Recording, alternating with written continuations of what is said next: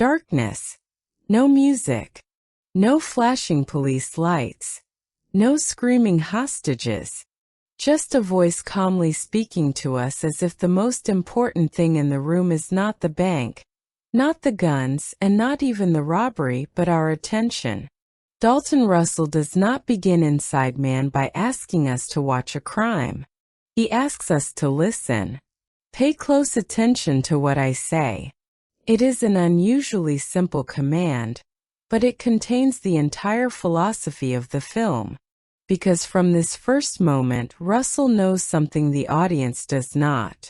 He knows the ending. He knows the beginning. He knows the location, the timing, the people involved, and most importantly, he knows what we are going to assume. Who is the robber? What does he want? When will he strike? Where is the money? And why would anyone choose to rob a bank in a way that seems almost deliberately complicated? Those questions sound ordinary because Hollywood has trained us to ask them. The standard bank robbery begins with a goal and ends with an escape. Someone wants money, someone wants freedom, police arrive, negotiations begin, and eventually somebody makes a mistake. Inside Man appears to promise exactly that story. Then it quietly changes the rules. Russell is not simply the man holding the gun. He is the director of the illusion. His weapon is not violence alone. It is expectation.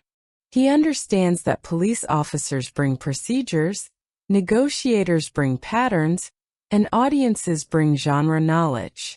If everyone believes they already understand what a robbery looks like, then the easiest way to hide something is to give them a robbery they recognize. That is the first trick. The hostages are dressed like the criminals.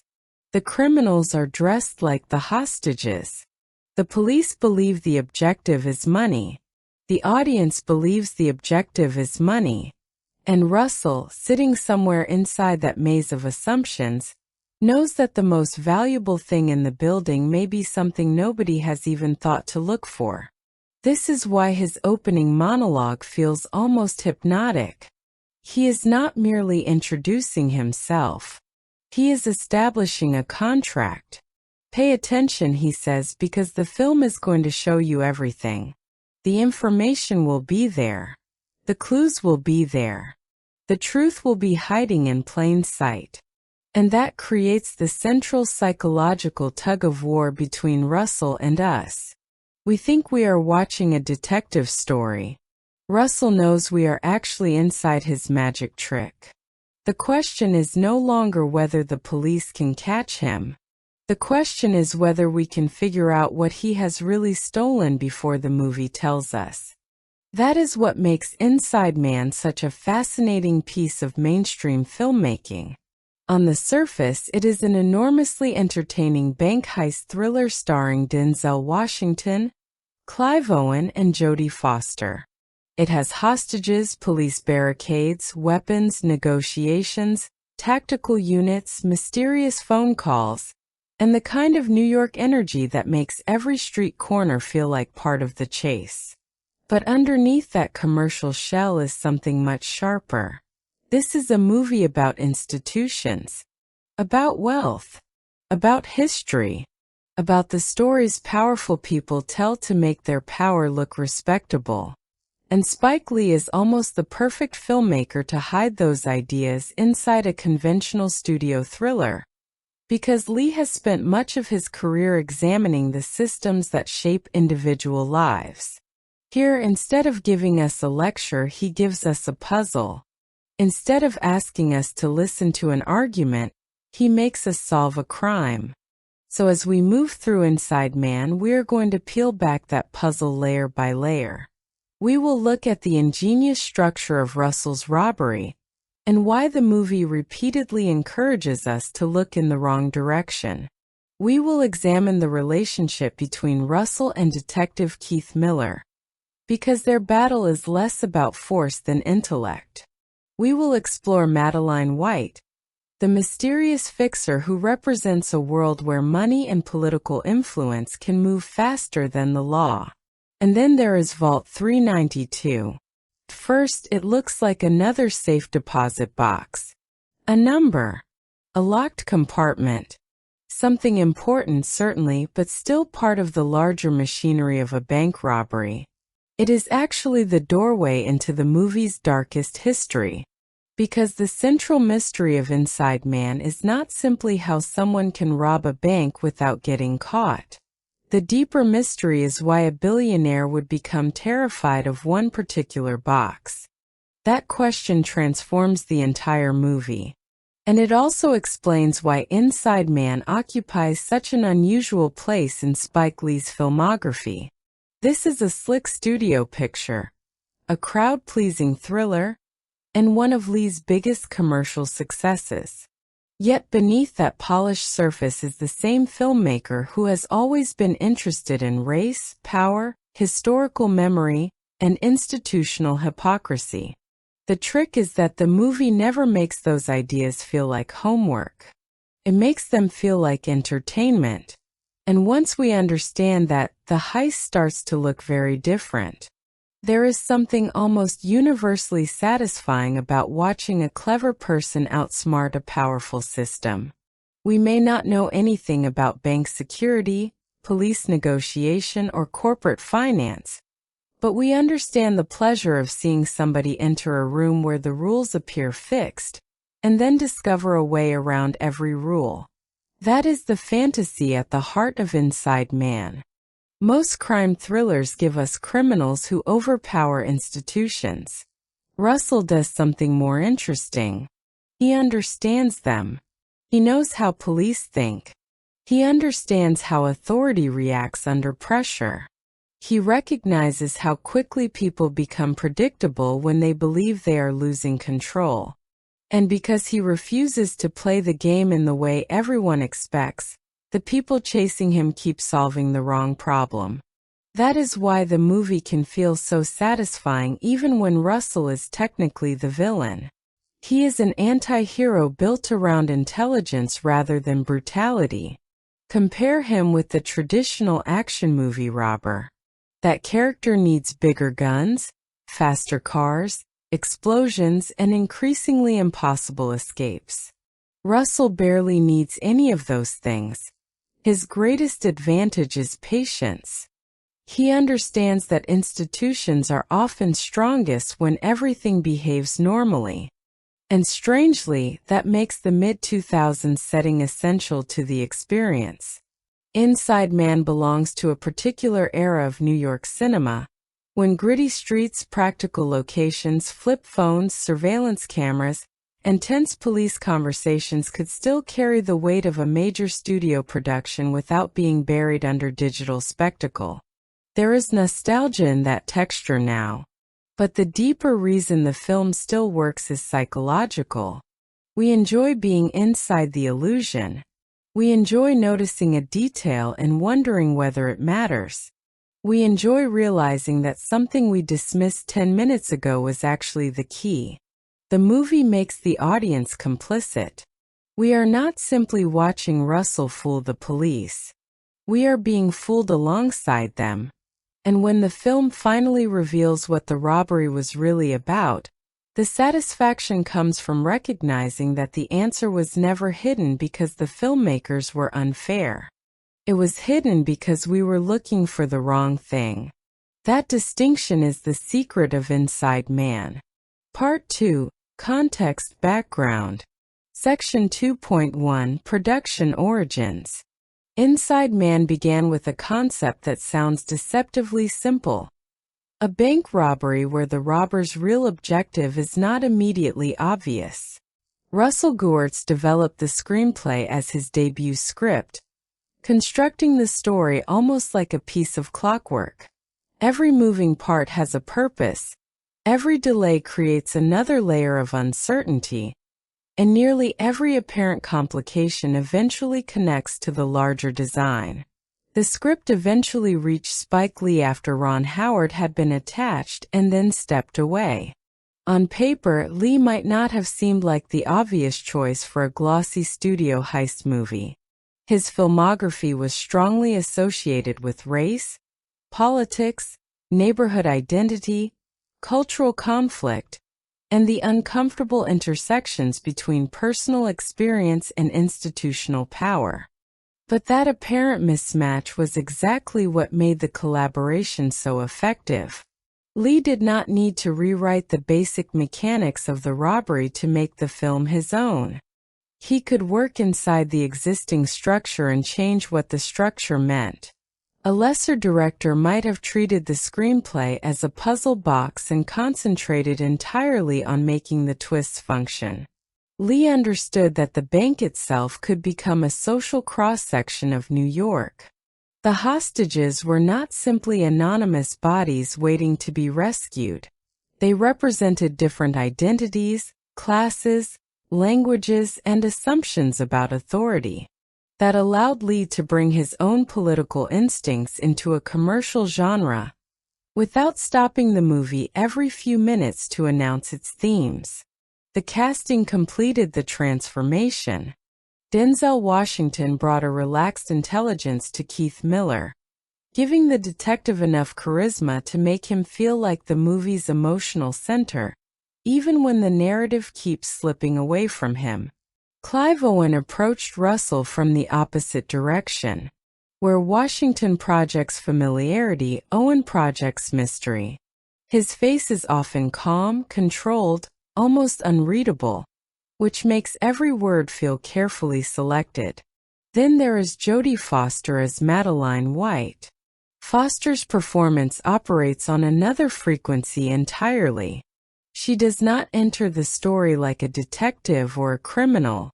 She enters like someone who knows that normal rules are optional for people with enough influence. Her character speaks softly, dresses elegantly, and moves through political and financial spaces with the confidence of someone who has spent years making problems disappear. Together, Washington, Owen, and Foster create three competing forms of power. Miller has institutional authority. Russell has psychological control. White has access. The movie constantly shifts between those forms of influence, and that shifting gives the story its unusual energy. Behind all of it was a relatively contained studio budget, around $45 million, which forced the production to prioritize performance, location, atmosphere, and narrative engineering over spectacle. That was an important advantage. The film could feel expensive without behaving like an effects-driven blockbuster. And that balance became one of Inside Man's defining strengths. Spike Lee was making a studio thriller, but he never seemed completely absorbed by the studio's worldview. Instead, he used the commercial machinery to smuggle in something much more uncomfortable. The bank robbery was only the surface. The real subject was power, and how easily power can disguise itself as respectability. Section 2.2. Per-release landscape. When Inside Man arrived in 2006, the cultural atmosphere around New York was still deeply shaped by September 11th. The city had changed physically, politically, and psychologically. Surveillance was more visible. Security culture had expanded. Police authority carried new associations. Suspicion could move through a crowded room almost as quickly as fear. That environment gave a bank siege a particular resonance. This was not the carefree New York of an earlier crime movie. The city in Inside Man feels watched. Cameras are everywhere. Police establish perimeters. Negotiators listen to every word. Tactical units prepare for violence. Even ordinary citizens can become objects of suspicion. And yet the film arrived during a period when the heist genre was also becoming increasingly stylish and playful. Ocean's 11 had turned robbery into polished entertainment. The Italian Job leaned into slick teamwork, technology, and commercial spectacle. Audiences had become comfortable with crime movies where criminals were not necessarily monsters, but highly skilled professionals operating according to their own codes. Inside Man uses that familiarity against us. It looks like it belongs beside those films, but its interests are darker. There is still pleasure in the mechanics. There is still humor. There is still the satisfaction of watching a plan unfold. But the movie keeps asking what happens when the target is not simply a vault full of money but the historical record itself. Universal's marketing naturally emphasized the stars and the basic premise. Denzel Washington was a proven leading man. Clive Owen was already associated with intelligent, sophisticated thrillers. Jodie Foster added another layer of prestige and mystery. The trailers could therefore sell the movie as a conventional question. Can the police solve the perfect bank robbery? But that question is almost a decoy. The film is far stranger than its marketing needed to reveal. It gives audiences the familiar architecture of a hostage thriller, and then gradually removes the assumptions holding that architecture together. The criminals do not behave like ordinary robbers. The hostages do not remain clearly distinguishable from the captors. The police cannot establish a reliable target, and the bank's owner is more frightened than the people standing outside with guns. That last detail matters. In a conventional heist, the bank owner represents the institution being attacked. Here, the institution may be the thing hiding the crime. That difference is what made Inside Man such a smart release for its moment. It could attract viewers looking for a tense mainstream thriller while quietly giving them a story about historical guilt, corporate power, racial profiling, and the limits of official justice. The movie promised a robbery. It delivered an interrogation of the city itself. Part 3 Story Recap. Section 3.1. Act 1 Setup. The robbery begins with a deception so ordinary that it almost disappears into the background. A group of men enter Manhattan Trust disguised as a painting crew. Their clothing is practical. Their movements are controlled. Nothing about the opening screams cinematic supervillain. Then the doors close. In seconds, the bank changes from a public financial institution into a controlled environment. Russell and his crew move through the building with the efficiency of people who have rehearsed every step. Employees and customers are forced into the same uniforms. The painter jumpsuits become the first major visual trick of the film, because once everyone looks alike, the basic categories that law enforcement depends on begin to collapse. Who is a hostage?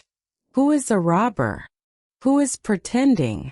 From the outside, the police can only see a sealed building. Inside, Russell has created an artificial society where identity itself has become unreliable.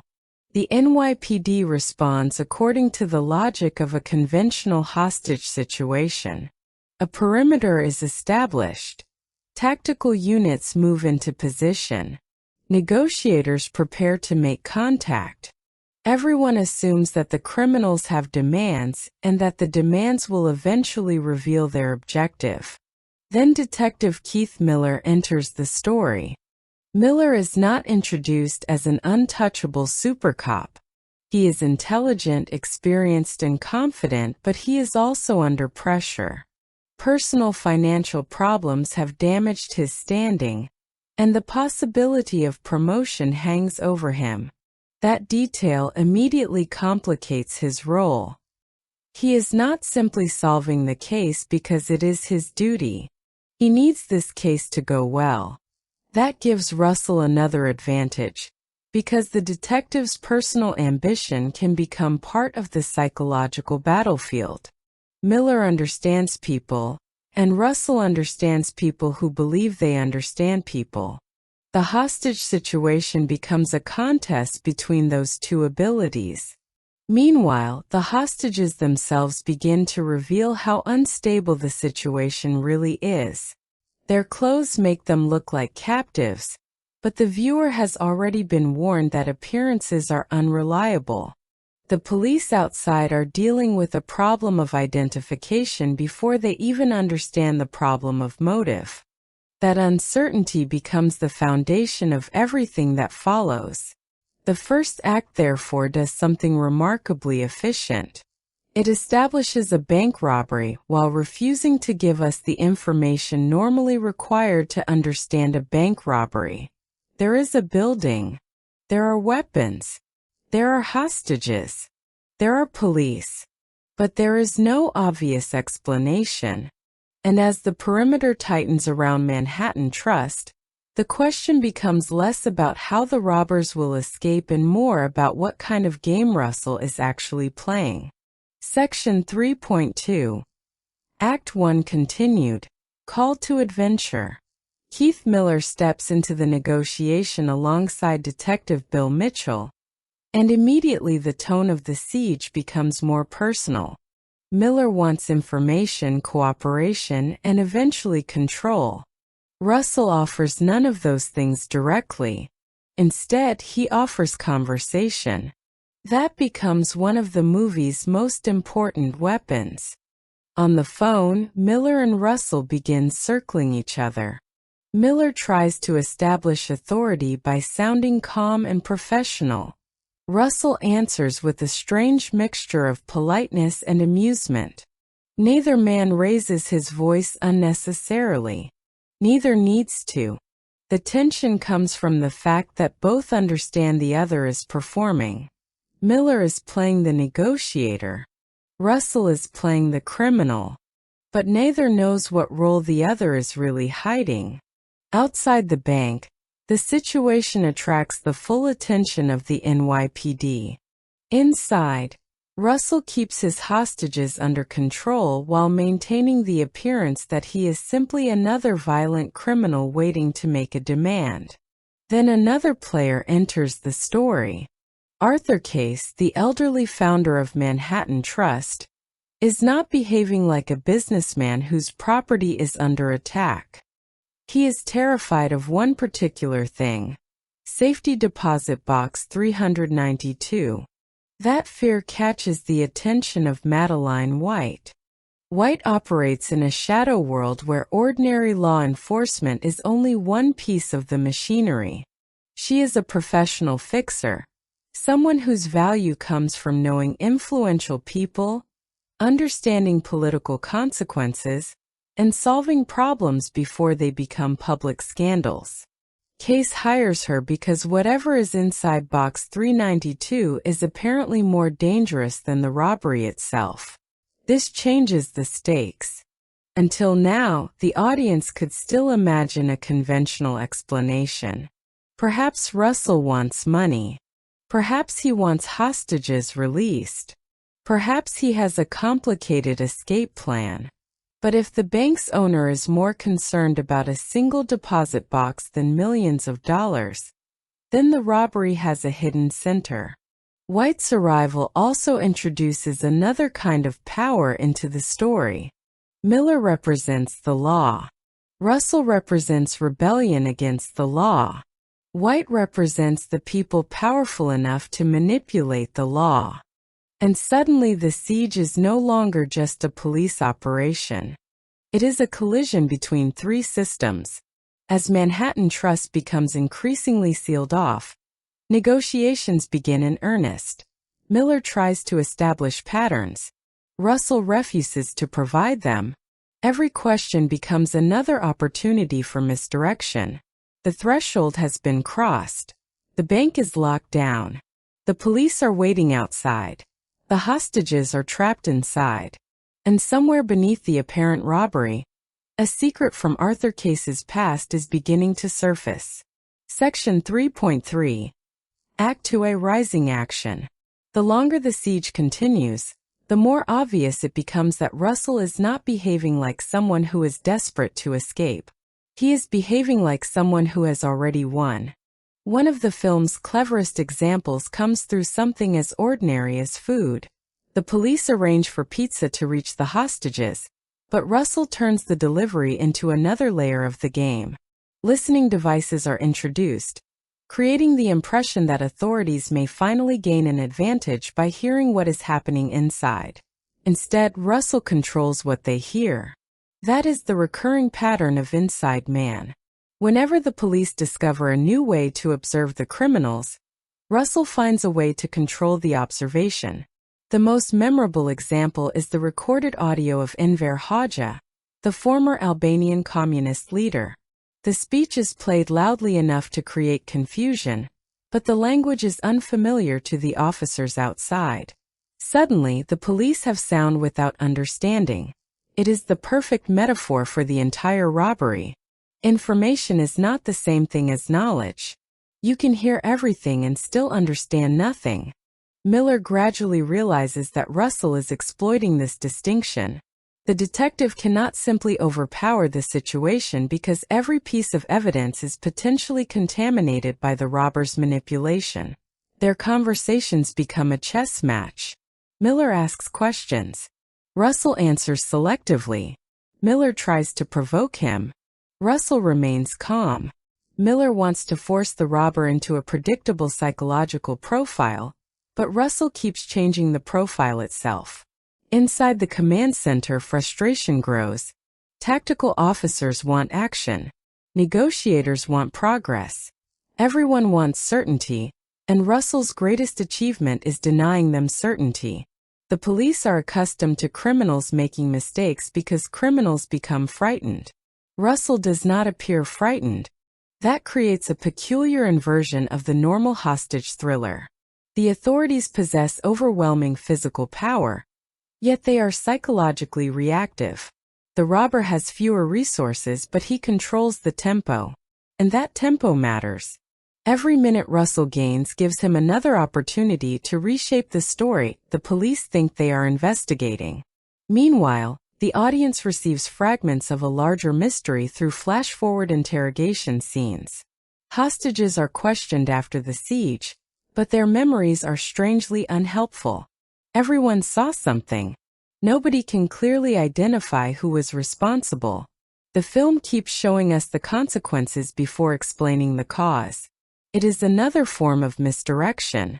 By this point, the question has changed again. The police are no longer simply asking, "How do we stop the robbers?" They are asking, "Why are the robbers doing this?"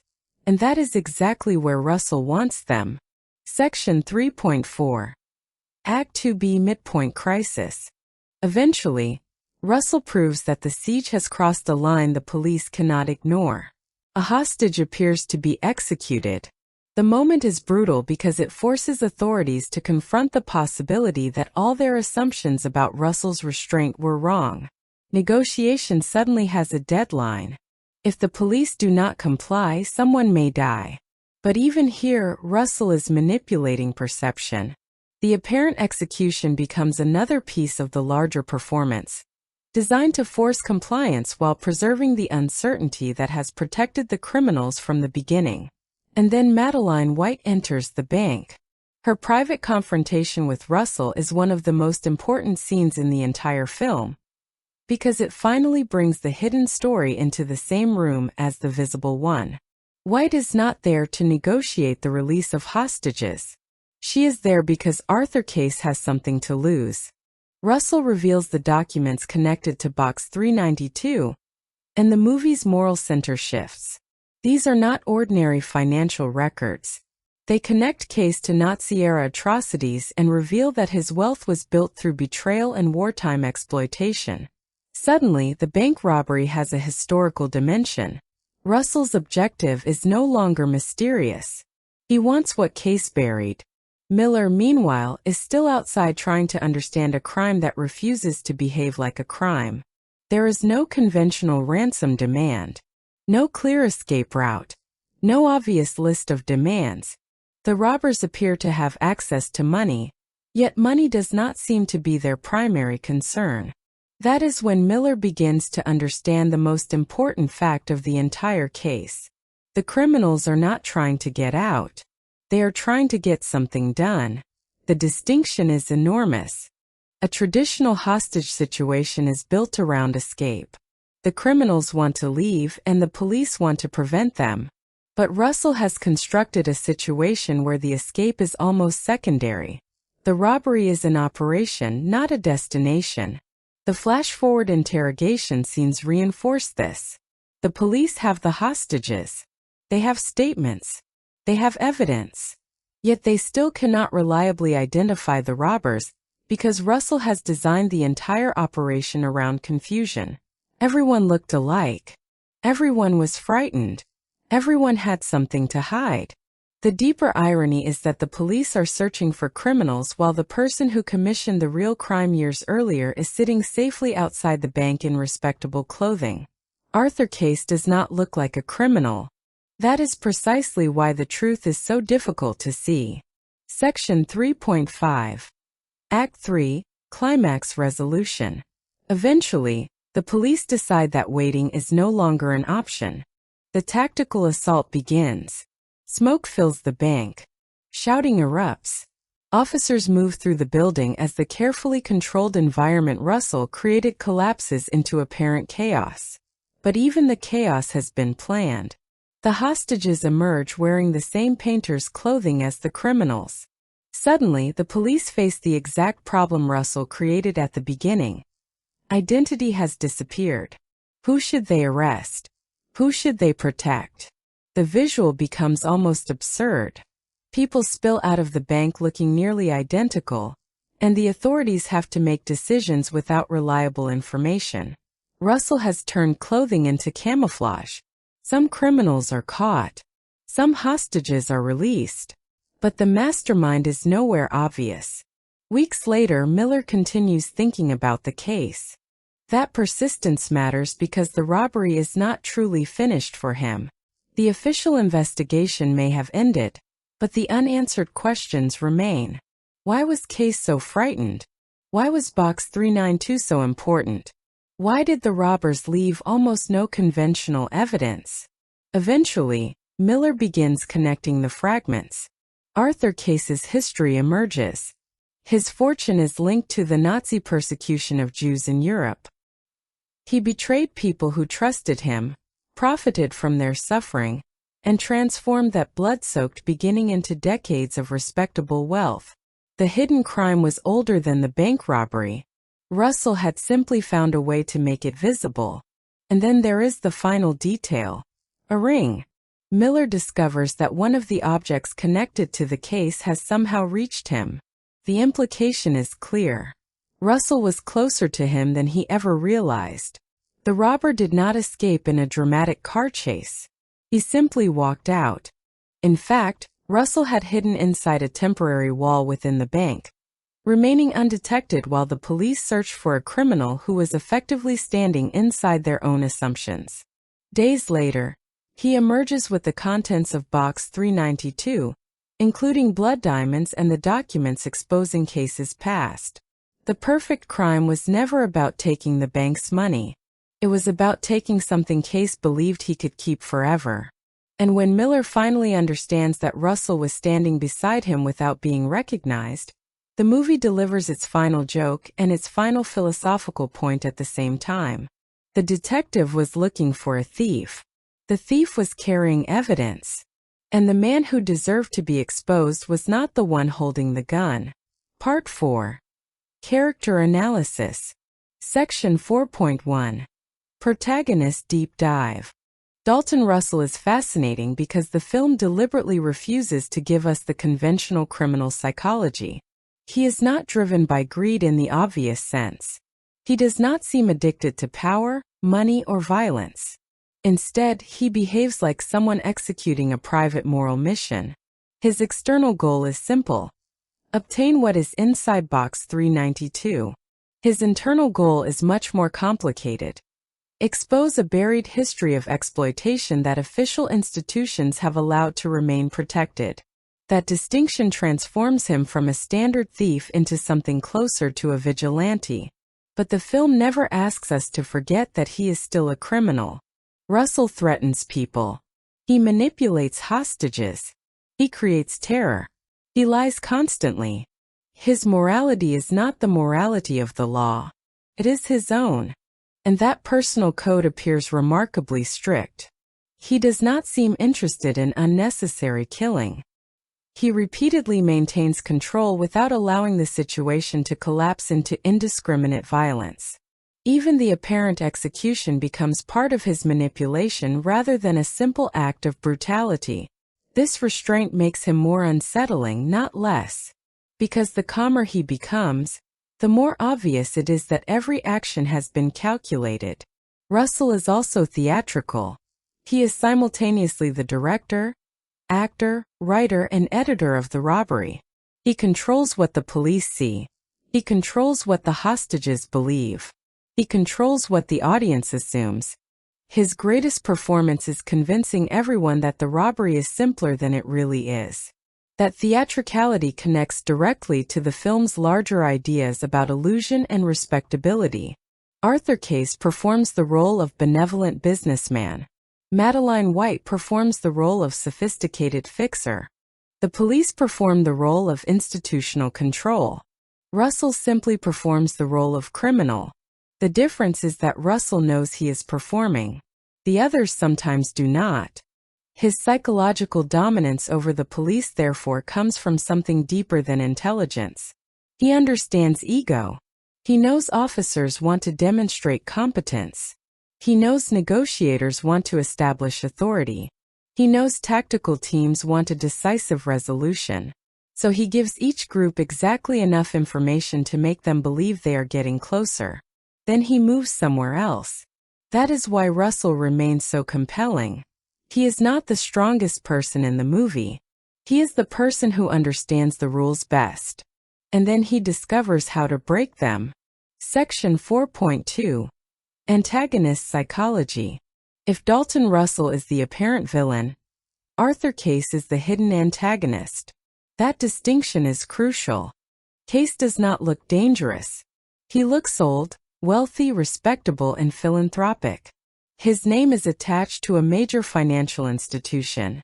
He has spent decades constructing an identity that tells the world he is a successful man who deserves admiration.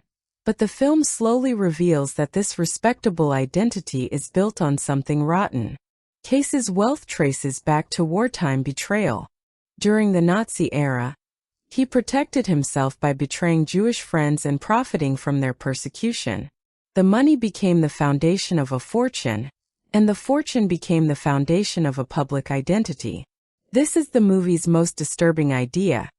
History can be buried beneath layers of respectability. A person can commit an atrocity, wait long enough, donate enough money, build enough buildings, and eventually become remembered as a pillar of the community. Case's greatest weapon is not a gun. It is time. Time allows evidence to disappear. Time allows witnesses to die. Time allows public memory to soften. Time allows blood money to become ordinary money. That is why Russell's robbery is so threatening. He is not merely stealing valuables. He is reversing the process by which Case transformed crime into legitimacy. Case hires Madeline White because he understands that conventional legal institutions may not be enough to protect him. White exists in the space between official authority and private influence. She can pressure people, negotiate access, and manipulate political relationships. Her presence proves how far Case's power extends. Yet even she cannot permanently erase the past. Russell has designed a crime specifically around the weakness of Case's system. The billionaire has spent decades protecting his reputation, and Russell knows that reputation is exactly where the punishment should land. Case does not simply need to lose money. He needs to lose control of the story. The Cartier ring becomes part of that punishment. It represents wealth transformed into evidence, luxury transformed into guilt. Something that once symbolized success becomes a reminder that the foundation of that success was never clean. That is why imprisonment alone would almost be too simple. The deeper punishment is exposure. Case has built his entire life around the illusion that nobody will ever know. Russell makes sure someone knows. Section 4.3. Supporting cast dynamics. Keith Miller gives Inside Man its human center because he is neither a pure hero nor an ideal representative of the institution. He is ambitious, flawed, funny, intelligent, and occasionally compromised. His personal financial problems matter because they prevent him from becoming the usual incorruptible detective. Miller wants the case to help his career. He wants recognition. He wants to prove that he belongs in a higher position. Yet he also genuinely wants to solve the crime. That contradiction makes him believable. Miller's relationship with Russell becomes the film's central intellectual duel. The detective understands the psychology of criminals, but Russell understands the psychology of detectives. Each man keeps trying to predict the other, and the result is a strange mutual respect beneath the hostility. Bill Mitchell provides another essential layer. Played with grounded humor and humanity, Mitchell prevents the police side of the story from becoming overly solemn. His interactions with Miller remind us that law enforcement is made up of people with personalities, frustrations, jokes, and ordinary concerns. The humor does not weaken the tension. It makes the tension feel more human. Then there is Madeline White. White represents a completely different kind of authority. She does not need a badge. She does not need to command a tactical unit. Her power comes from relationships. She knows who can make a call, who can open a door, who can bury a problem, and who can make a scandal disappear. That makes her one of the movie's most important symbols of institutional influence. The film also uses the hostages to expose social assumptions, particularly through the treatment of the Sikh customer. Police suspicion is not distributed equally. Appearance, ethnicity, language, and cultural difference can instantly become evidence in the eyes of frightened authorities. Russell understands this. He weaponizes those assumptions because he knows institutions become vulnerable when fear turns prejudice into procedure. That is one of Spike Lee's sharpest contributions to the story. The robbery may be fictional, but the social reactions are recognizable. Inside Man therefore creates a strange hierarchy of power. Miller has the law. White has access. Russell has information. Case has money. And the film asks which of those powers is actually strongest. The answer is not obvious. But by the end, it becomes clear that information can survive where money, authority, and reputation cannot. Part 5 Themes Symbolism. Section 5.1 Core Themes.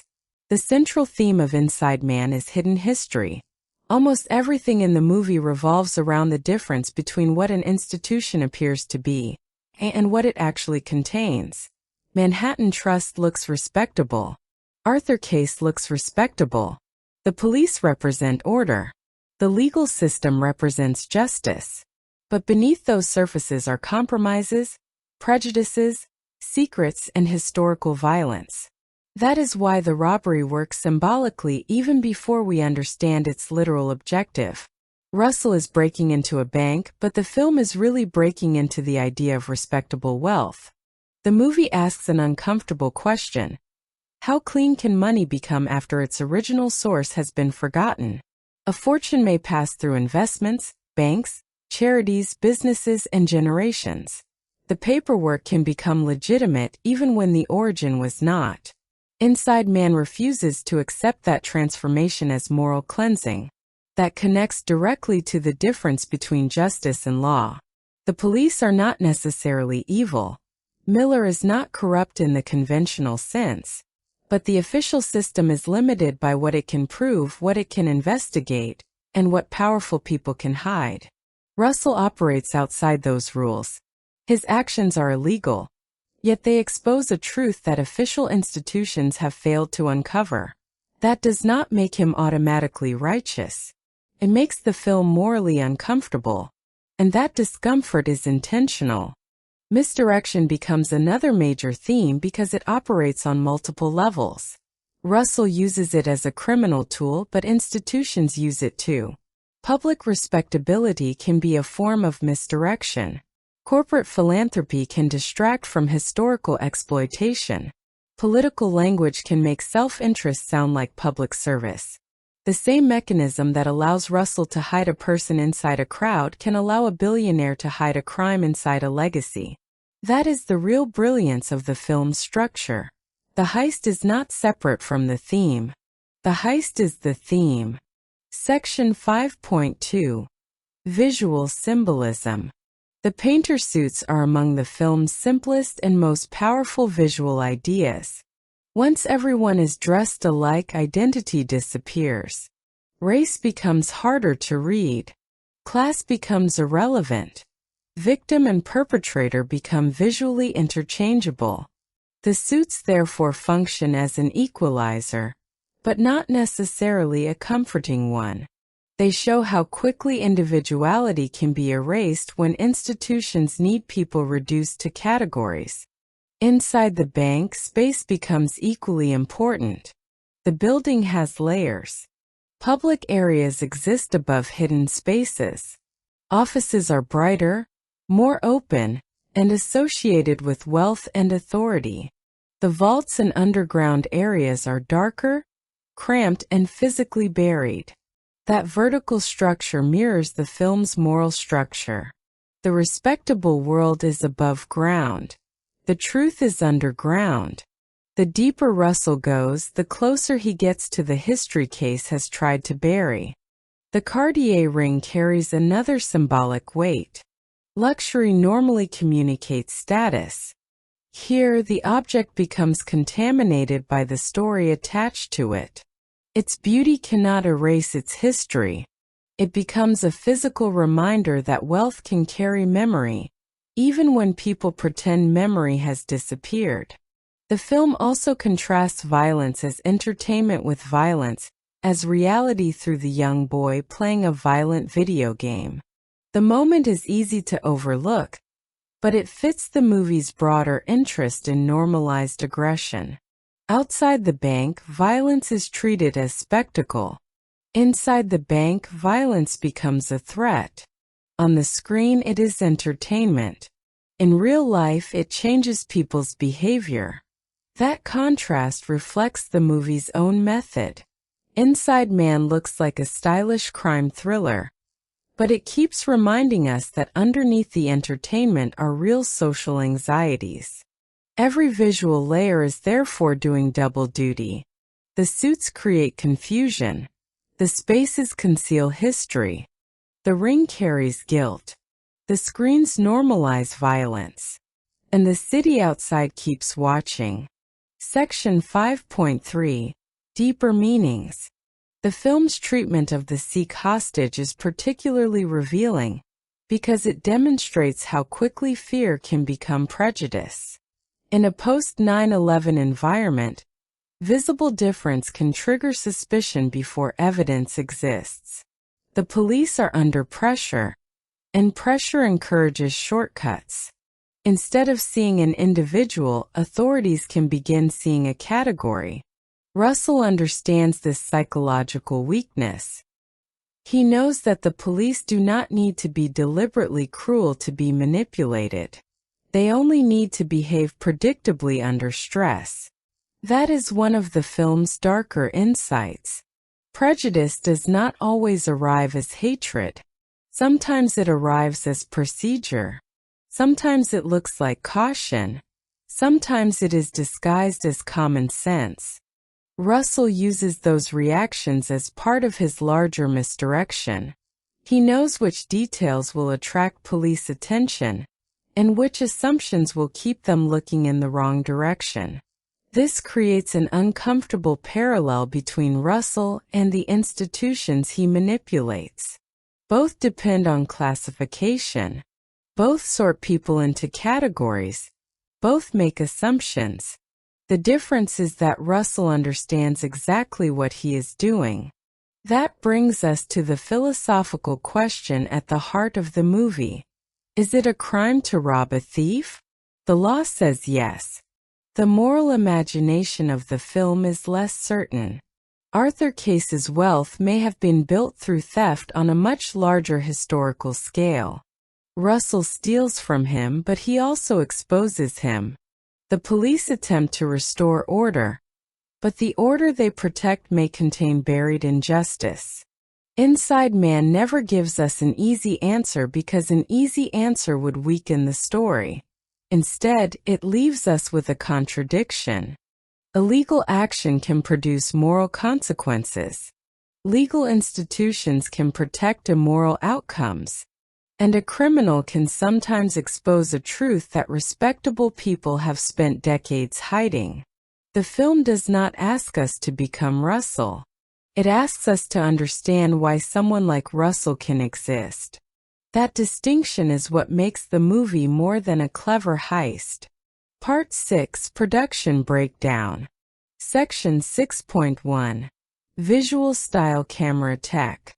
Matthew Libatique's cinematography gives Inside Man a visual identity that sits between documentary realism and polished noir.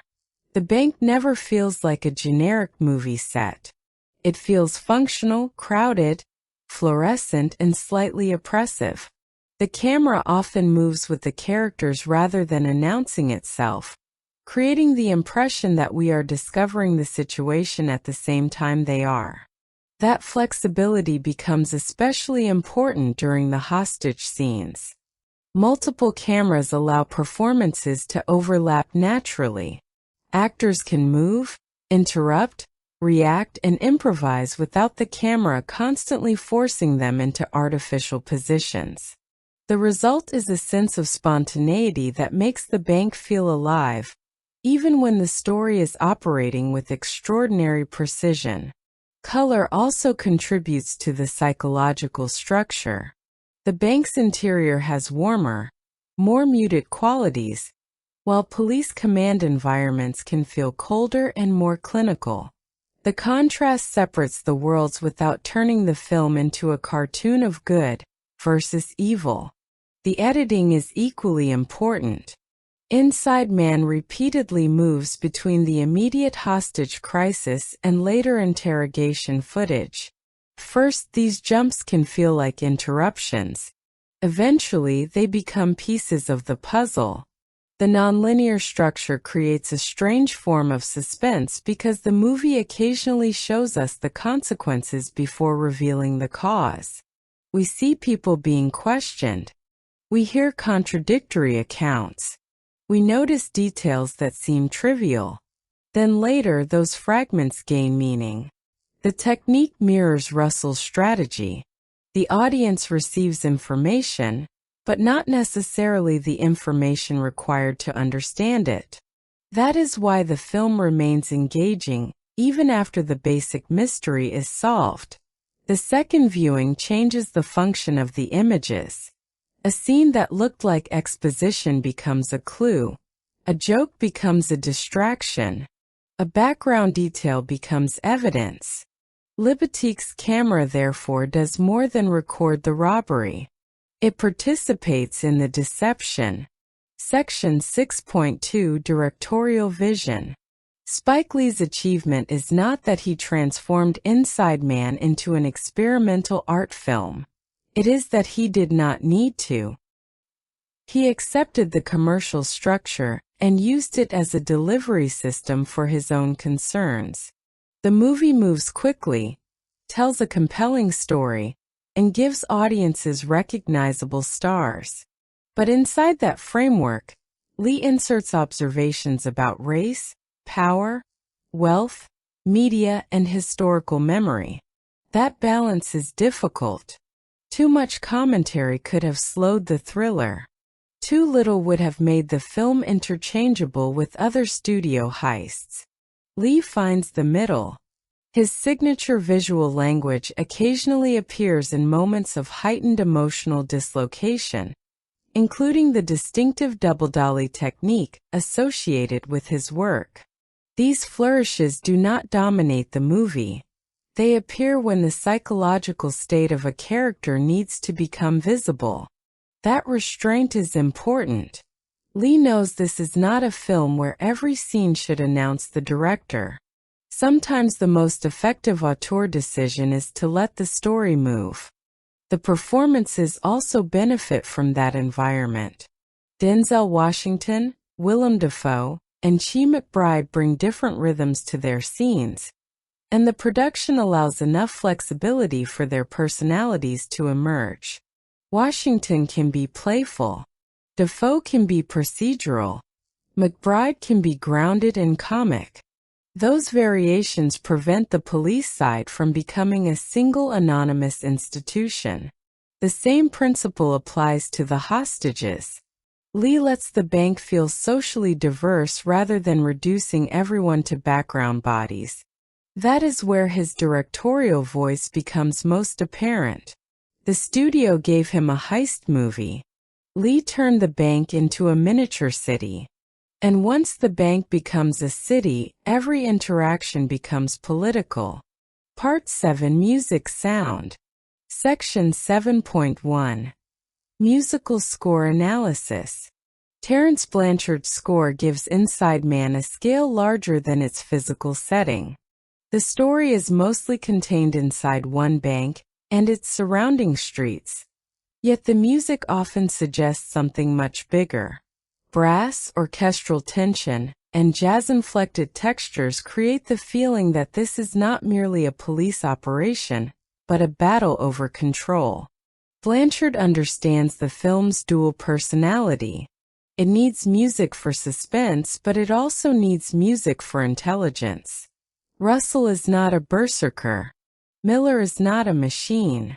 Their conflict is a conversation, and the score often leaves room for that intellectual dimension. Jazz is especially appropriate because it carries improvisation within structure. That is exactly what the characters are doing. They know the rules. Then they improvise around them. The score can expand when the danger becomes physical, then pull back when the movie returns to verbal strategy. This creates a useful rhythm between humor and threat. A scene can begin with banter and gradually become dangerous without requiring a sudden tonal reset. That flexibility is one reason the movie rarely feels monotonous despite spending so much time inside the same basic crisis. The music also reinforces character contrast. Miller's world is associated with investigation and deduction. Russell's world is associated with control and calculation. The score does not always announce those differences explicitly, but its shifts help us feel when the balance of power changes. In that sense, Blanchard's work functions like another layer of editing. The image tells us what is happening. The dialogue tells us what people claim is happening. The music tells us what is actually at stake. Section 7.2 Song Sound Design. Few choices announce the film's confidence more clearly than the use of Chaya Chaya. The energetic Bollywood song, associated with the unforgettable train top performance from Dil Se, and used here in a remix context, gives the opening and closing an almost mischievous energy. Instead of beginning with a solemn orchestral statement, the film arrives with rhythm, movement, and cultural specificity. That choice immediately tells us that Inside Man is not interested in behaving like a generic American crime thriller. The city is multicultural. The soundtrack is multicultural. The story's power structures are multicultural. And the music reflects that complexity. Sound design inside the bank is equally important. The audience is often placed between what characters hear and what surveillance equipment captures. Muffled voices, distorted audio, distant movement, and mechanical sounds create a sense of physical space. We begin to understand the bank not only visually but acoustically. That matters because Russell's strategy depends on controlling information. A listening device should provide clarity. Instead, it can produce confusion. During the SWAT assault, the soundscape becomes chaotic. Orders overlap with footsteps, weapons, alarms, shouting, and movement. The controlled rhythm of the earlier siege collapses into sensory overload. That contrast mirrors the narrative. Russell's plan depends on controlled confusion. The police assault creates uncontrolled confusion. For a brief moment, both sides appear to be operating inside the same noise. And that is exactly when the final stage of the trick becomes possible. Part 8. Cultural Impact. Section 8.1. Immediate Reception. When Inside Man arrived in March 2006, one of the biggest surprises was how comfortably it balanced intelligence with entertainment. Spike Lee was not the director most audiences would have predicted for a straightforward studio heist, and that expectation made the film's accessibility part of its impact. Critics responded strongly to the combination. The movie was stylish without becoming empty, political without becoming preachy, and complicated without losing the basic pleasures of a thriller. Denzel Washington and Clive Owen were central to that success. Their chemistry works because they rarely occupy the same emotional space. Washington makes Miller feel approachable. Owen makes Russell feel distant. One man wants answers. The other knows exactly which answers he will never provide. The tension between them becomes more compelling than any conventional action sequence. Audiences also responded to the movie's word-of-mouth quality. It is the kind of thriller that invites conversation because the ending changes the meaning of the beginning. Viewers can leave the theater and immediately discuss the clues they missed. That is a powerful form of audience engagement. The movie does not simply entertain once. It creates a reason to revisit itself. And because the film's political ideas are embedded in the mystery rather than placed on top of it, viewers can enjoy it at different levels. One person can watch it as a bank robbery. Another can watch it as a post-9/11 New York thriller. Another can watch it as a story about historical guilt. All three are watching the same movie. Section 8.2. Long-term influence. The lasting influence of Inside Man is easiest to recognize in the modern popularity of high-concept heist stories, where the audience is encouraged to admire planning as much as action. The film's non-lethal approach, matching disguises, psychological manipulation, and moral ambiguity created a blueprint that later crime stories could adapt in different forms. Shows and films such as Money Heist and Lupin operate in a broader tradition of stylish criminals who turn planning into spectacle and use public perception as part of the crime. Inside Man did not invent those ideas, but it demonstrated how effectively they could function inside a mainstream American studio thriller, while still carrying political meaning. The movie also developed a second life through television, home video, and streaming. That is especially important because Inside Man rewards rewatching. Once the audience knows the answer, the question becomes different. Where was the clue? When did Russell reveal the truth? Which character was manipulating whom? That creates a rare kind of durability. The movie is not dependent on forgetting its ending.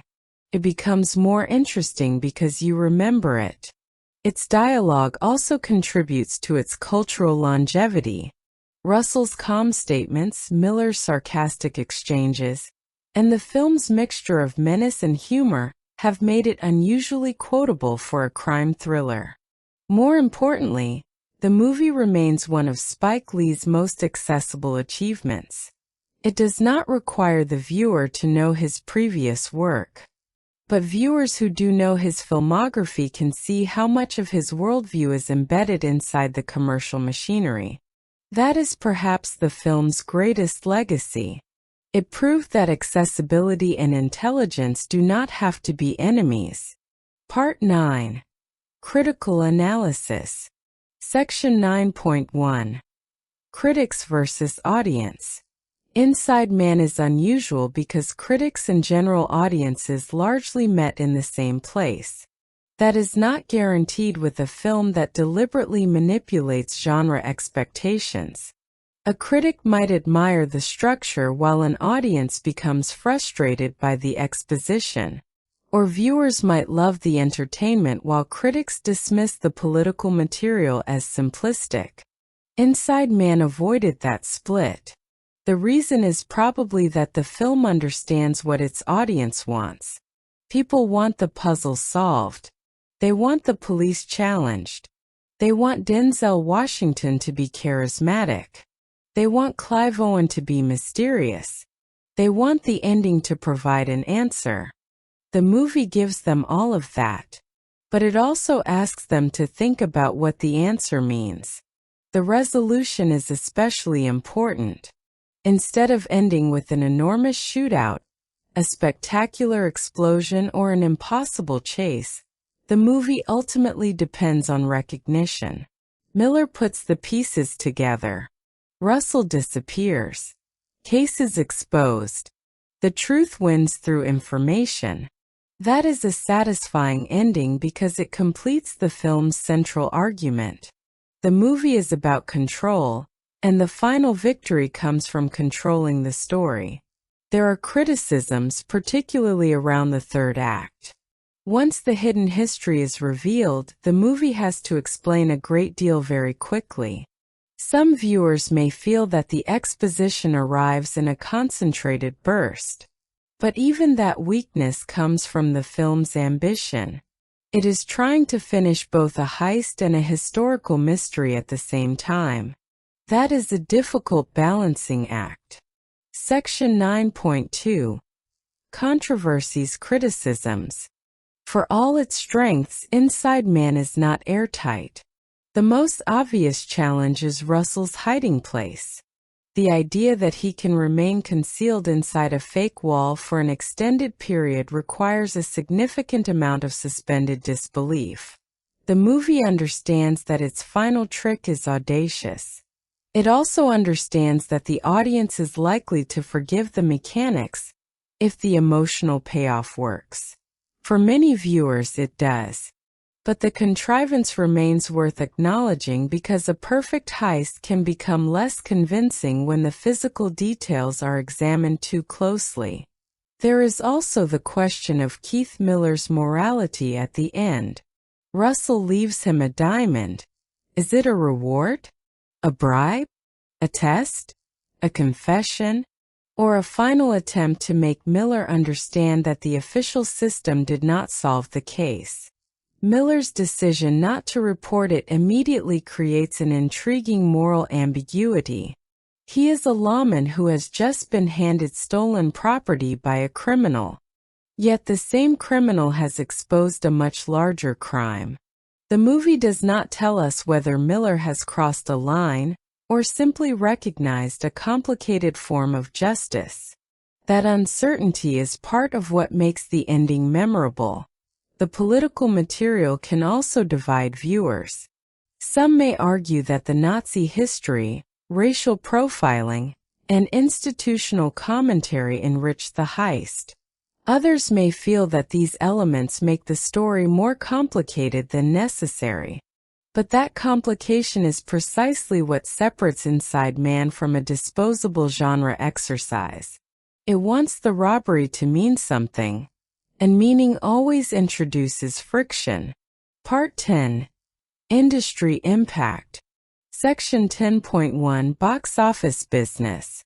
Inside Man was made for roughly $45 million and went on to earn more than $184 million worldwide, making it a major commercial success and, at the time, Spike Lee's highest-grossing film. Those numbers matter because the movie's success challenged a familiar assumption about adult-oriented studio cinema. A film did not need superheroes, massive effects, or franchise mythology to become a commercial event.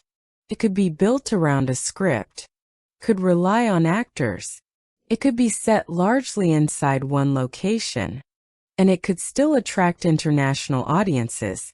The casting was especially significant. Denzel Washington was already a major star, but the film demonstrated that a diverse ensemble could anchor a mainstream thriller without the diversity being treated as the selling point. The actors simply were the stars. That sounds obvious now, but it was still meaningful within the economics of mid-2000s Hollywood. The film also showed that auteur identity could coexist with commercial filmmaking. Spike Lee did not have to abandon his concerns about race and power to make a profitable studio thriller. He found a way to package those concerns inside a genre audiences already understood. That is a valuable industry lesson. Commercial success does not necessarily require creative compromise. Sometimes the smarter move is to use the audience's expectations as the entrance point. Section 10.2. Franchise Studio Impact. Hollywood naturally considered whether Inside Man could become a franchise. A direct sequel was developed for years, with Spike Lee attached at various points, but the project struggled to reproduce the particular combination that made the original work. That difficulty is revealing. The first movie is self-contained. Russell's mystery has an answer. Miller's investigation reaches a conclusion. Arthur Case's secret is exposed. There is no obvious reason to reopen the same story. Hollywood often treats successful films as intellectual property that should generate another installment. But Inside Man's strength comes partly from its completeness. It is a puzzle designed to be solved once and revisited many times. Eventually, Inside Man, most wanted, arrived as a direct-to-video sequel, rather than a major theatrical continuation, demonstrating the gap between franchise logic and narrative necessity. The original had a specific chemistry that was difficult to manufacture again. The combination of Spike Lee, Denzel Washington, Clive Owen, Jodie Foster, Terrence Blanchard, and a tightly engineered debut screenplay was not simply a formula. It was an alignment, and that alignment became harder to replicate as Hollywood increasingly moved toward larger franchises, bigger budgets, and serialized intellectual property. Inside Man therefore represents something that has become less common. A standalone adult thriller made for a substantial but controlled budget, built around stars and a clever screenplay, designed to be complete rather than endlessly expandable. Part 11 Legacy. Section 11.1. Historical Significance. Inside Man belongs to a long tradition of American crime cinema, in which a contained criminal event becomes a way of examining society. Its closest spiritual relatives include films like Dog Day Afternoon, where a bank robbery becomes a window into social frustration, media spectacle, identity, and institutional failure.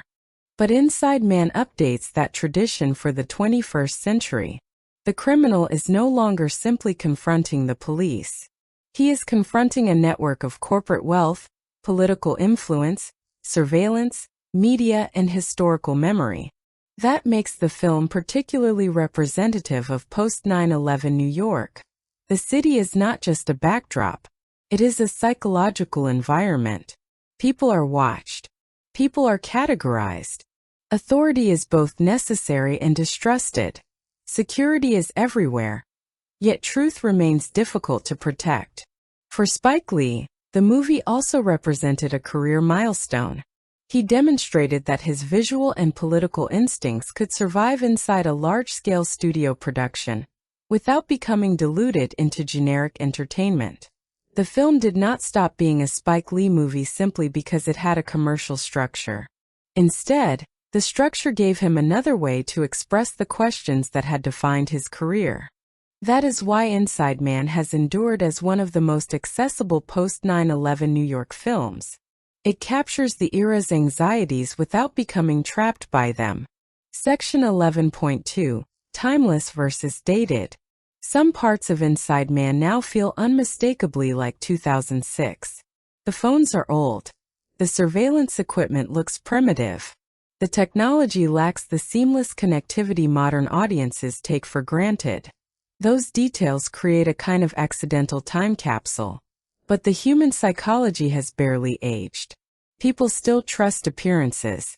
Institutions still protect reputations. Powerful people still understand that controlling information can be as important as controlling money. And prejudice still has the ability to influence decisions when people are frightened. That is why the film remains surprisingly sharp. Its technology is dated. Its questions are not. The dialogue also holds up because the characters have distinct voices. Miller does not sound like Russell. Russell does not sound like White. Mitchell brings another rhythm entirely. That chemistry creates rewatchability. The first viewing is about discovering the trick. The second viewing is about studying the trick. You notice the clues. You notice who is positioned where. You notice which lines sound different after knowing the ending. And because the movie plants its central ideas early, the entire opening section changes once the final truth is known. That is the definition of a durable thriller. It does not become obsolete when the mystery is solved. It becomes richer. Part 12. Final Reflection. Section 12.1. Personal Verdict.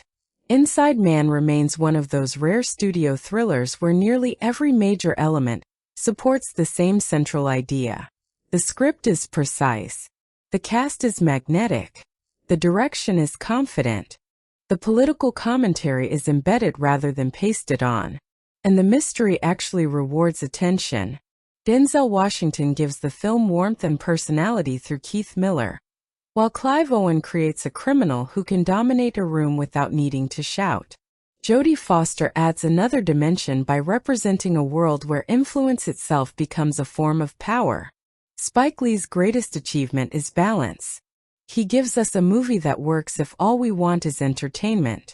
But if we look deeper, it becomes a story about how societies remember, how institutions forget, and how wealth can conceal violence for generations. That makes Inside Man one of the strongest films in both Lee's and Washington's careers. It may not be the loudest. It may not be the most formally radical. But it is remarkably complete. And perhaps that is why it feels like a lost form of Hollywood entertainment. The movie is adult without being joyless, commercial without being empty, political without becoming a lecture, smart without forgetting that movies are supposed to be fun. That combination has become increasingly difficult to find. Inside Man proves it was possible. Section 12.2 Deeper Takeaway. The final lesson of Inside Man is not that the perfect crime is possible. It is that power belongs to whoever controls information. Arthur Case believes his wealth gives him control. Madeline White believes access gives her control. The police believe authority gives them control. Russell understands something more fundamental. If you control what people believe they are looking at, you can control the entire situation. That is why the robbery succeeds. He does not defeat the police through superior firepower. He defeats their assumptions. He makes them search for money while he searches for history. He makes them identify criminals while he removes identity. He makes them protect the appearance of order while he exposes what that order has been protecting. And in doing so, he achieves a form of justice that the legal system was never designed to deliver. But the film wisely refuses to make that justice clean. Russell is still a criminal. Miller is still compromised. Case is still a product of a world where wealth can protect people from consequences. There are no perfect heroes here. Only people making choices inside imperfect systems. That is why Inside Man remains so satisfying nearly 2 decades later. The real stolen goods were never the diamonds. They were the secrets. And the greatest trick was not hiding a man inside a wall. It was convincing everyone that the movie was about a bank robbery. So if you revisit Inside Man, do not only watch for the twist. Watch the opening. Watch the uniforms. Watch the reactions. Listen to the language. Notice who gets suspected and who gets protected. Because the film tells you the truth long before it admits that it has told you the truth. And perhaps that is the final reason the movie still works. It does not ask us to become smarter than Russell. It asks us to become smarter than the assumptions Russell knows we will make. Inside Man begins by telling us to pay close attention. The remarkable thing is that it never stops giving us reasons to.